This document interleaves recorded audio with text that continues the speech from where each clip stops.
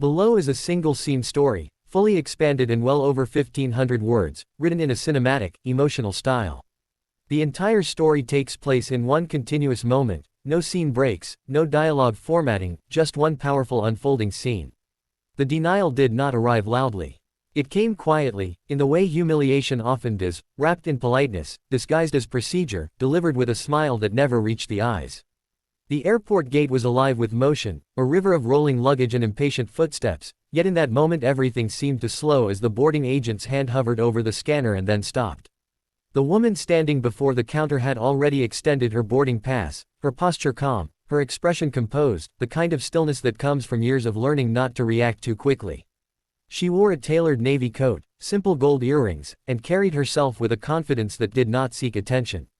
First-class boarding had just been announced, and she had stepped forward with the rest of the small group, blending in without effort.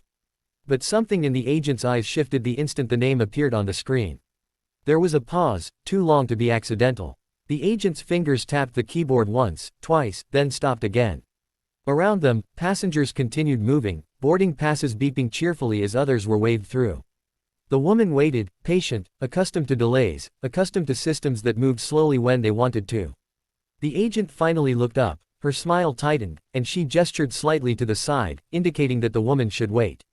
No explanation was offered, no apology, just a subtle redirection, as if this were the most natural thing in the world. Minutes passed. The first-class line thinned. A man in a wrinkled blazer was waved through without hesitation.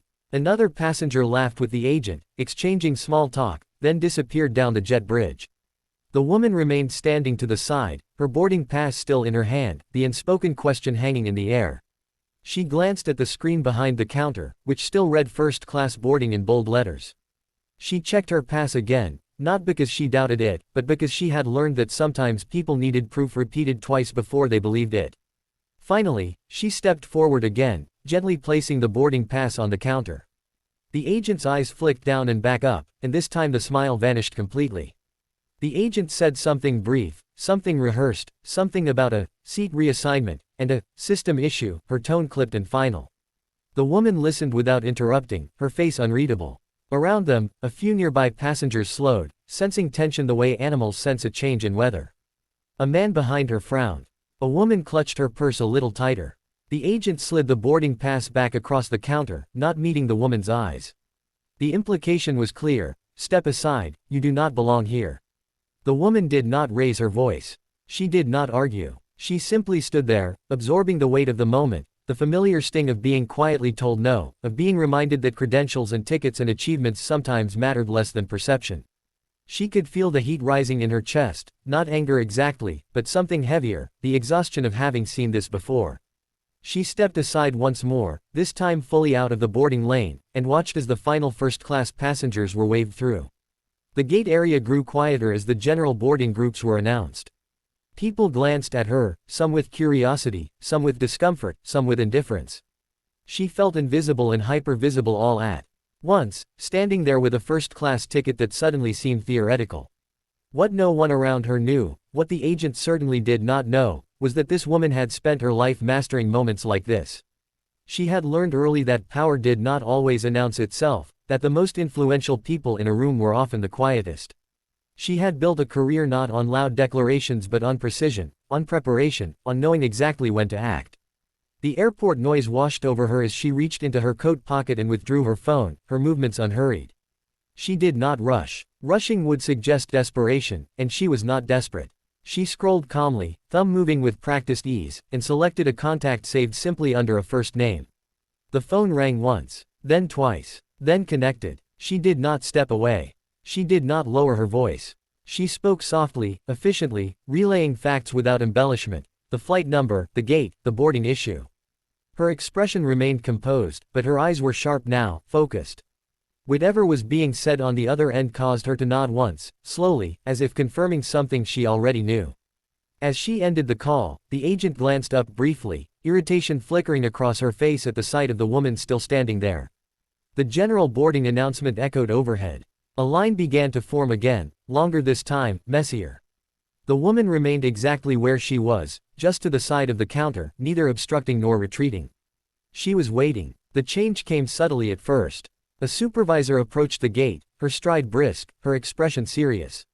She leaned in toward the agent, speaking quietly but firmly, her eyes flicking between the screen and the woman standing nearby. The agent's posture stiffened. Her fingers hovered over the keyboard again, this time moving faster, more urgently.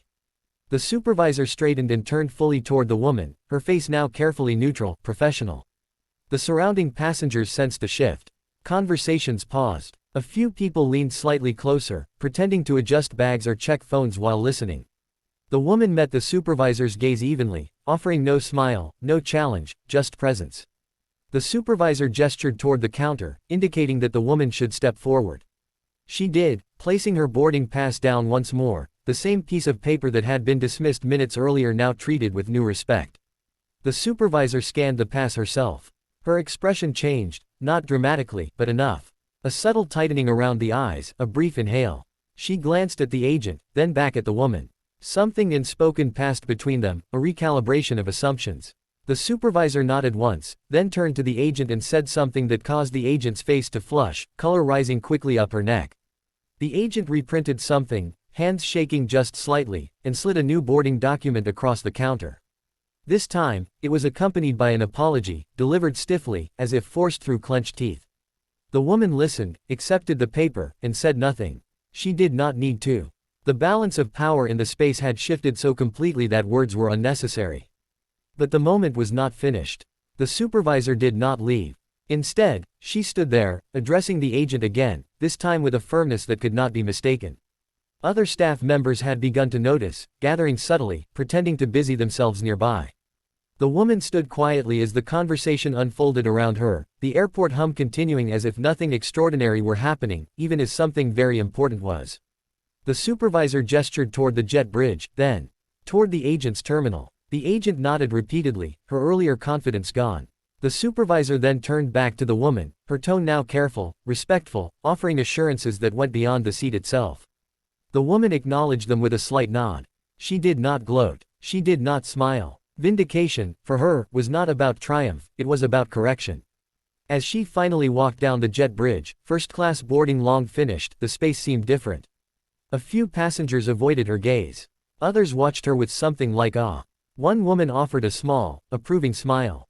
The woman walked steadily, her heels clicking softly against the floor, each step measured. She took her seat without ceremony, placing her bag carefully in the overhead bin, smoothing her coat as she sat. Only then, as the aircraft door closed and the hum of the engines deepened, did she allow herself a quiet breath. Not relief, she had never doubted the outcome, but acknowledgement.